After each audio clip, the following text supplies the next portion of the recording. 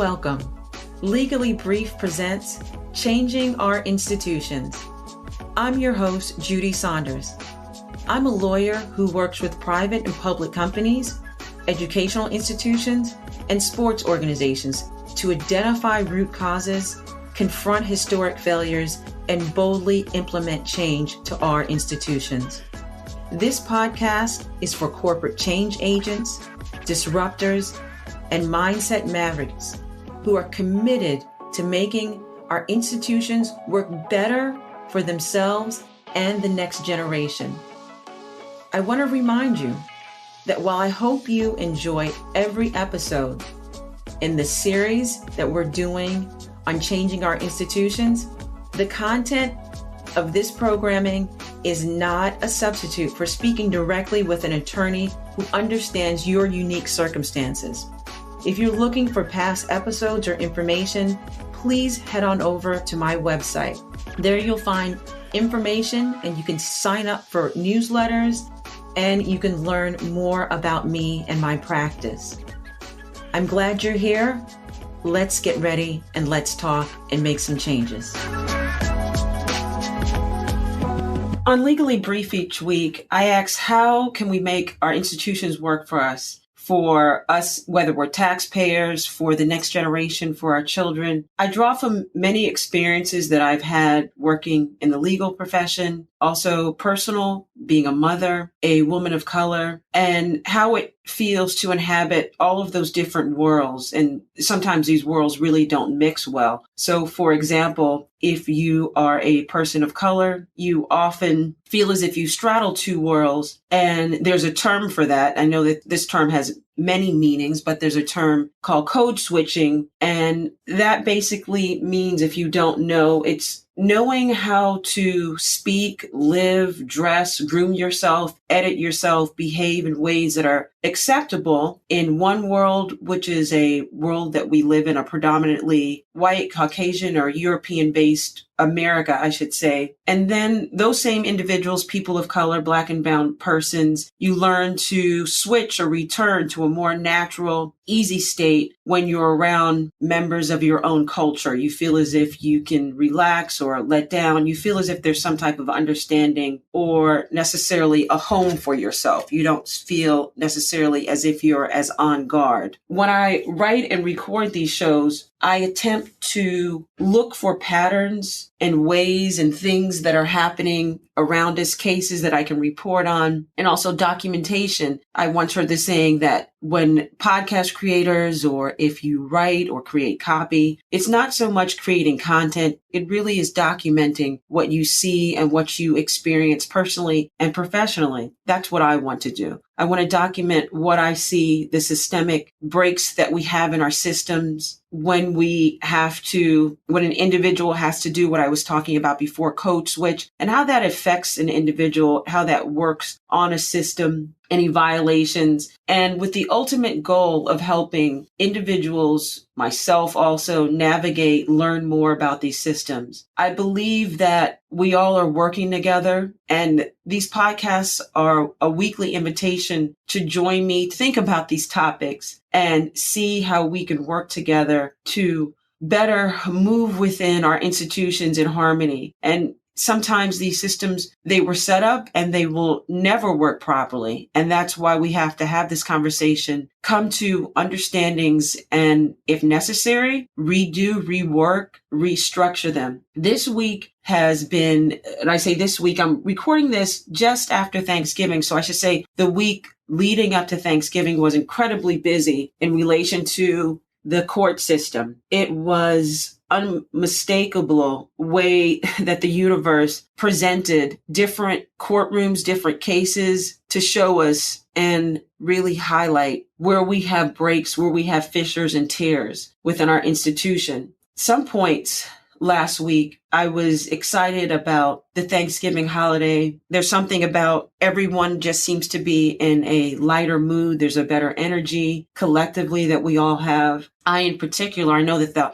holidays are not happy or something to look forward for everyone. I understand that. But in particular, I was looking forward to seeing my brother, my sister, my mom, who is getting older, was making the trip to see me. And in particular, I was so excited to see my nephews. So we are a family or next generation where there's only boys, the nephews, I like to call them. I have two boys, my sister has two boys, and my brother has a son. And so that was where the mindset, I was working hard on some cases, but there was just that lightness and that anticipation that I was going to be around those people that I love. And within their presence, there would be no need to code switch. While I was looking forward to that, I couldn't help what was going on that week on the stages of our courts, where judges, juries, and defendants, witnesses from courtrooms in Georgia, Wisconsin, and upstate New York were showing us how we still have so much incredible work that has to be done. Or at the end of watching some of these courtroom fights, battles, I felt, when I say there's work that has to be done, at some points I felt absolutely hopeless that maybe this is just the way it is within our court systems. And that's what I want to focus on for this episode. So in Georgia, we had the Ahmad Aubry case. For those of you that do not know, Ahmad Aubry was a young African-American male who was murdered while he was jogging in his neighborhood, not far from the home that he shared with his family. He was murdered. The murder involved three white males who were driving by. We now know that they were convicted. The painful part of this entire case was that for several months, the taping of his murder existed. It was reviewed, investigated by the prosecutor's office, the local prosecutor's office. There was involvement of an alleged cover-up by the local police. There was interference by the suspects, now convicted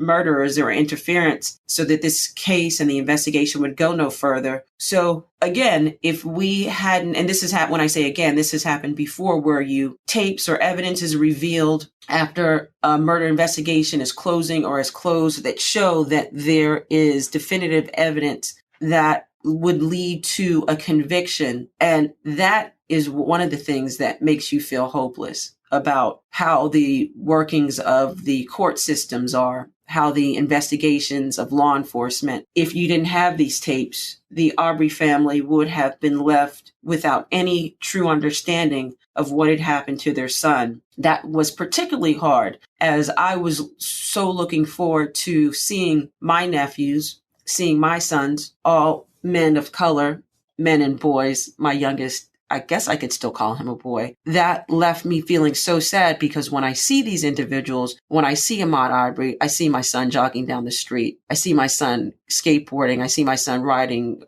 a bike or hanging out with his friends. And I think of the Arbery family. I think of so many other parents out there. And that's what leaves you feeling hopeless. In the case of Ahmad Aubry and the conviction, the guilty verdicts that were returned for these individuals, you turned on and you heard commentators who were ecstatic about the guilty verdicts. What was troubling, and what we now know, is the different pieces of evidence, the defense, the conduct of the judge in that case, who made very prejudicial comments, who appeared, I did not watch every moment of the trial. I did not read the transcript. It appeared from what my research and understanding is that as to the judge and the juries within the Ahmad Aubry case, there seemed to have been, the court system did work in that case. And when I say did work, forget about the conviction of these three men. It appeared that the judge was impartial. He heard the arguments of the attorneys. The jury asked for crucial pieces of evidence during their deliberations. And it appeared that the mechanisms, the process, it worked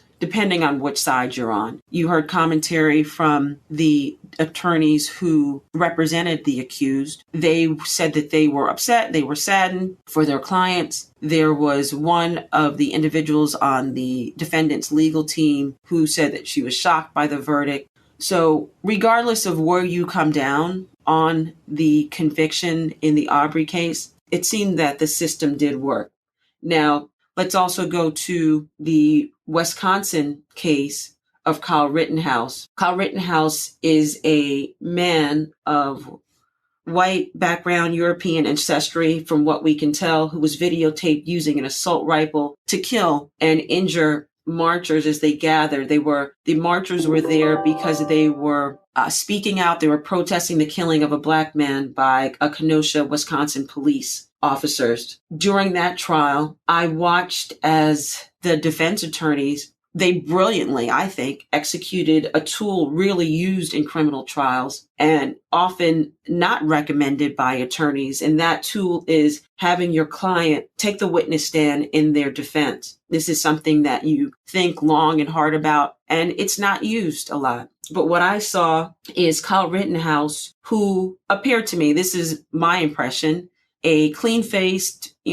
baby-faced individual in a tie and suit, at some points crying, but at other points evading and being not responsive or not answering key questions. I saw a portion of the presentation by the prosecutor's case, and several commentators on print and the television media criticized that prosecutor as not being experienced, not presenting a compelling case. As I was saying before, this to me was a display of the court system not working and failing us. The judge in that case did not appear to be impartial. He appeared to show unduly favoritism or, in my opinion, bias toward the accused, Mr. Rittenhouse. And here's something that matters. When you're in court, it reminds me of when you're on a plane and you're flying thousands of feet, 30,000 feet above the sky. You are helpless. You look to the stewards and stewardess who are walking up and down the aisles. You look to the voice of the pilot coming over the intercom to let you know that things are okay, especially in instances where you are going through rough turbulence. You look around, you catch the eye of a stewardess, and if they have a look of concern on their face, that just makes your stomach drop even more. They impact you. The same is true when you're in a courtroom. Jurors, litigants, the parties, the attorneys are looking to the judge. The judge plays a key role in how sets the tone of the courtroom, sets the tone amongst the attorneys, and is a very important person within that courtroom. So in this case, you had jurors who are inferring, looking at, and getting messaging from a judge who, from what we can tell, displayed favoritism and bias in favor of Kyle Rittenhouse. The trial lasted several days. The jury deliberated for several hours. And we found out that there was a complete, on all charges, a return of not guilty. It's my understanding that from the charging sheet of the charges that the jury was to deliberate over, take back in their room and deliberate and return a decision of either guilty or not guilty, that the charge of the possession of a weapon was removed. I don't know if there was a lesser included charge on that jury sheet. It's something that I'm going to find out. But it was removed because I was shocked that, one, there was the defense. Kyle Rittenhouse attorneys put forward that he was acting in self-defense and therefore was justified. But it was curious as to why there was no return for the possession of a weapon. It's interesting also to go back and view the tape of Mr. Rittenhouse holding this weapon, walking by several police officers, and there's no inquiry as to why this individual is holding a weapon. But then that's another break within the justice system that we're not really going to focus on today. So there was a return of a not guilty verdict. What was sad in that instance, as in all of these cases, is the lives that were lost. Briefly, a moment about that. So Kyle Rittenhouse shot and killed an individual by the name of Joseph Rosenbaum and Anthony Huber. He also injured, and I'm going to say this name incorrectly, Gage Grosskreutz. I'm going to spell that because that's worth spelling. It's Grosskreutz. I apologize for saying that name incorrectly. And according to reports in the newspaper The Sun, Mr. Rosenbaum, he died after being shot in the head on that day in August 25, 2020. And he has a 3-year-old daughter. He had lived in Waco, Texas. He was there because he wanted to show support for the Black Lives Matter movement and the killing of the African-American male by the Kenosha Police Department. The other victims in that case, Gage, he was the only person that survived Kyle Rittenhouse shooting. He actually testified at the trial. We also know that he is 27 years old. He mentioned during his testimony, or during the course of this trial, he mentioned that he thought that Kyle Rittenhouse was an active shooter. And as he said that he believed that Kyle Rittenhouse was going to kill him, he believed that he would die. Anthony Huber was 26 years old. He succumbed to the bullet wound by Mr. Rittenhouse. He was also there demonstrating. He was there with his girlfriend, the girlfriend, Hannah Gittens, who gave an interview on CNN and said that Mr. Huber, Anthony, he spotted Kyle Rittenhouse and saw that he was armed. She said that her boyfriend, Anthony, he pushed her out of the way, grabbed her, and essentially protected her. So we fast forward to the investigation, to the trial, and Mr. Rittenhouse was found not guilty on all counts. There was fallout from that. But I think the most essential thing for our discussion and for when we talk about change agents, when we talk about disruptors to our system, what I always saw as being a change agent when I was working as a prosecutor, and then later on when I worked defending individuals who are accused by their government, that the process is what matters. Any attorney, you'll hear it 1,000 times, will say if they're working or if they're representing someone who's been accused in a state or federal court, that their number one job is to ensure that the process works. Because any day it could be your child, it could be your father, it can be your mother. And it's essential that regardless of the stance, the position of the client, it is essential that you work to make sure that the government, that the prosecutors follow the rules, and that we can have some faith in what's going on in the court system. Then the last case that brought my attention and made it a busy week in our court system was in upstate New York. There was a plea arrangement, a plea deal entered into Christopher, a young man by the name of Christopher Belter. And Christopher entered a plea whereby, based on information that he had raped teenage girls. And according to the New York Times, this took place in his family and his parents' upstate New York home. The home was known for, it's reported, allegedly, they would have house parties there. It was teen gatherings. And at these gatherings, there are allegations that liquor is being consumed, Adderall, and different controlled substances. One of the allegations by a minor, these are minor girls, these are allegations of rape, was that the young girl with the initials MM spent the night at Christopher Belter's home. The girl, a friend of Belter's sister, and he asked her to the room. He threw her on the bed, pulled off her clothes, demanded that she stop acting like a baby. This is according to the New York Times and court documents, and then proceeded to sexually assault her. This happened with 3 other girls. At the time, he was facing up to or over 8 years in prison. That's when the case was being prosecuted or being considered before the guilty plea. When the plea was entered and before Judge Matthew Murphy III, and this is in Niagara, New York, County Court, he sentenced him, instead of jail time, he sentenced him to probation. And the judge, in his comments during the sentencing, said that he agonized over the decision. It's reported that the judge went on to say, "It seems to me that a sentence that involves incarceration or in pretrial incarceration isn't appropriate." He said that instead the probation would be a sword hanging over this young man's head for the next 8 years, but offered no explanation as to why the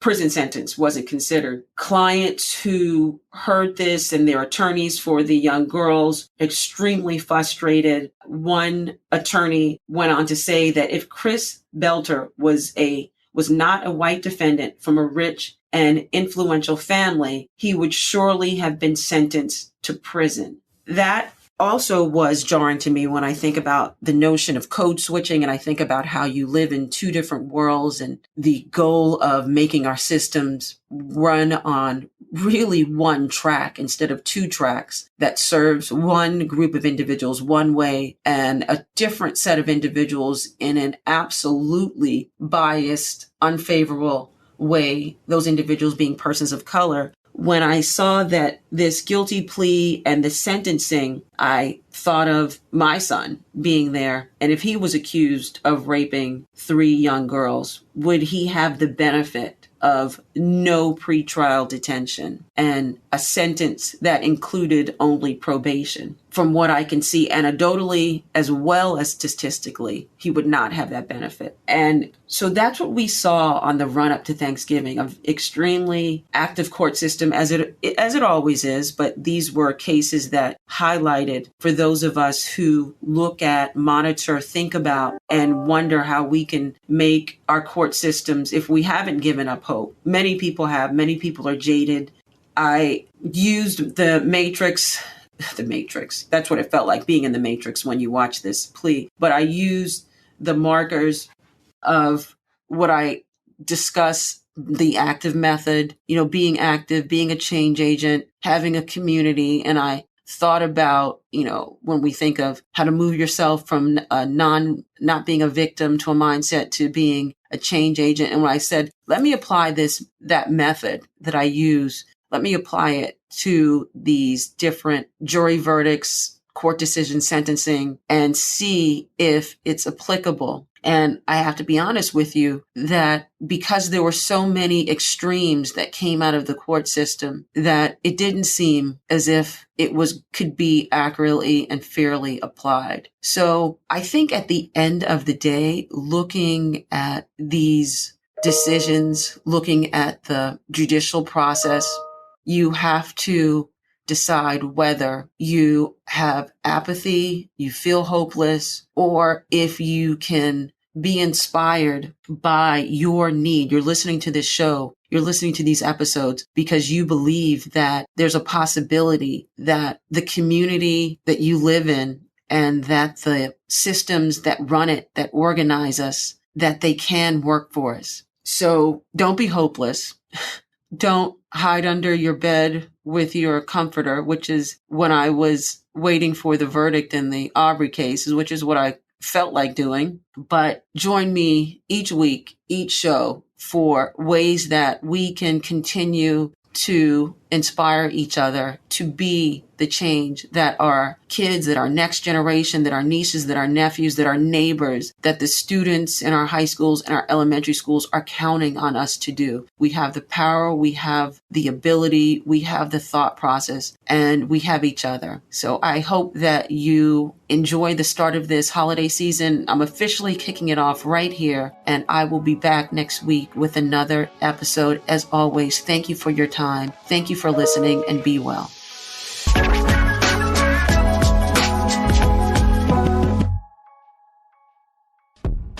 All information and content in this podcast is provided for entertainment purposes only. Nothing in this podcast shall constitute legal advice and shall not create an attorney-client relationship. This information is general and may not be applicable to your particular circumstances. You should review your particular circumstances with an attorney. All liability with respect to actions taken or not taken based on the contents of this podcast is hereby expressly disclaimed.